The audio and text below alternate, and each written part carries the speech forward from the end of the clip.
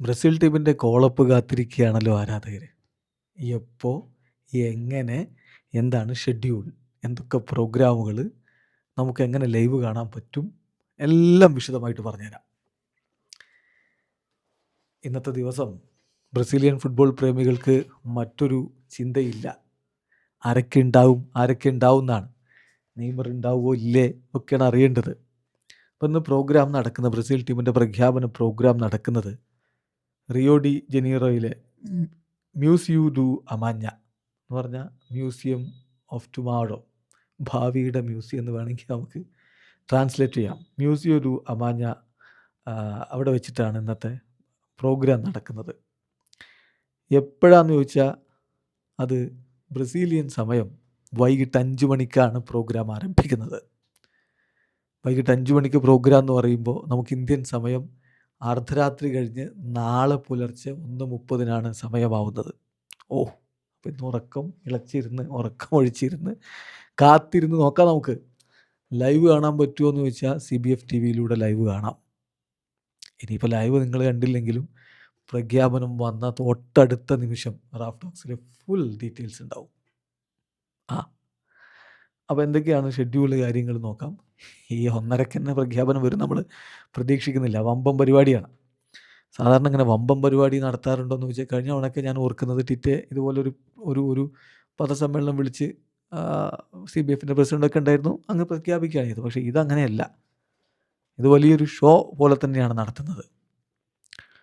എന്ന് പറഞ്ഞാൽ വൈകിട്ട് 5 മണിക്ക് ഉള്ള പ്രോഗ്രാമിന് 1000-ലധികം ആളുകളുണ്ടാകും എന്നാണ് ലഭിക്കുന്ന വിവരം. അതിൽ തന്നെ 750 മുകളിൽ ജേർണലിസ്റ്റുകൾ പുറം രാജ്യങ്ങളിൽ നിന്ന്, അതായത് 14 രാജ്യങ്ങളിൽ നിന്നുള്ള ജേർണലിസ്റ്റുകൾ പ്രോഗ്രാമിന് അക്രഡിറ്റേഷൻ എടുത്തിട്ടുണ്ടെന്നാണ് വിവരം. അപ്പോൾ പ്രോഗ്രാം തുടങ്ങുന്നത് പ്രസിഡന്റ് സമീർ സൗദ്, CBFൻ്റെ പ്രസിഡന്റ് സമീർ സൗദിൻ്റെ ഒരു വെൽക്കം സ്പീച്ചോട് കൂടിയായിരിക്കും. പിന്നാലെ സ്പോൺസേഴ്സിൻ്റെ ക്യാമ്പയിനുമായി ബന്ധപ്പെട്ട വീഡിയോകൾ വരും. അതിനുശേഷം ബ്രസീലിലെ സിംഗേഴ്സിൻ്റെ പാട്ട് പരിപാടികളാണ് അതിനുശേഷം സംഭവിക്കുന്നത്. നമ്മൾ ഈ സ്ക്വാഡ് ഇങ്ങനെ പ്രതീക്ഷിച്ചിരിക്കുമ്പോൾ പാട്ട് വരിക എന്ന് പറഞ്ഞാൽ അവിടുത്തെ വളരെ പ്രഗത്ഭരായിട്ടുള്ള ലുഡ്മിയ, ജാവോ ഗോമസ്, സാമുവൽ റോസ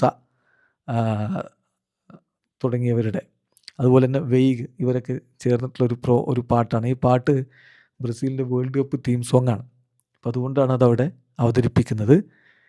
പിന്നെ ടീമിൻ്റെ ഒരു അനൗൺസ്മെൻ്റ് ഉണ്ടാവും, ആരൊക്കെയാണ് സ്ക്വാഡിൽ ഉണ്ടാകുക എന്നുള്ളത് ആഞ്ചലോട്ടി അങ്ങ് പ്രഖ്യാപിക്കും. അപ്പോൾ ഇതാണ് പരിപാടി. അത് കഴിഞ്ഞിട്ടോ തീർന്നില്ലെന്നേ. അത് കഴിഞ്ഞിട്ട് ആഞ്ചലോട്ടി ഇൻ സ്റ്റൈൽ ഫോക്സ് വാഗൻ്റെ പുതിയ കാറിൽ കയറി അവിടുന്ന് പോകും. എവിടേക്കാണ് പോകുന്നത്?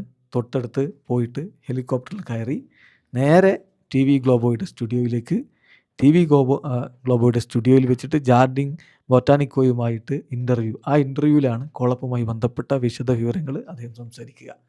സോ വളരെ സിനിമാറ്റിക് സ്റ്റൈലിലുള്ള പ്രോഗ്രാമുകളാണ് ഇത്തവണ CBF അറേഞ്ച് ചെയ്യുന്നതെന്നർത്ഥം. ഇതിൻ്റെയൊക്കെ റിസൾട്ട് എന്താവും എന്നുള്ളത് നമുക്ക് കാത്തിരുന്ന് കാണാം. വളരെ വലിയ ഹൈപ്പിൽ, സാധാരണ ഇങ്ങനെയൊന്നും ചെയ്ത് കാണാറില്ല.